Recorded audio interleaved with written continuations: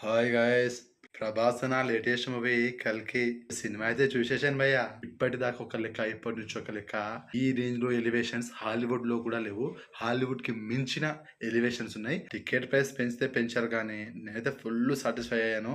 నేను పెట్టిన టికెట్ ప్రైస్‌కి 100కు 1000% న్యాయం జరిగింది. 3Dలోనే చూశాను నేను. యాక్షన్ సీక్వెన్స్ అయితే మామూలుగా లేదు.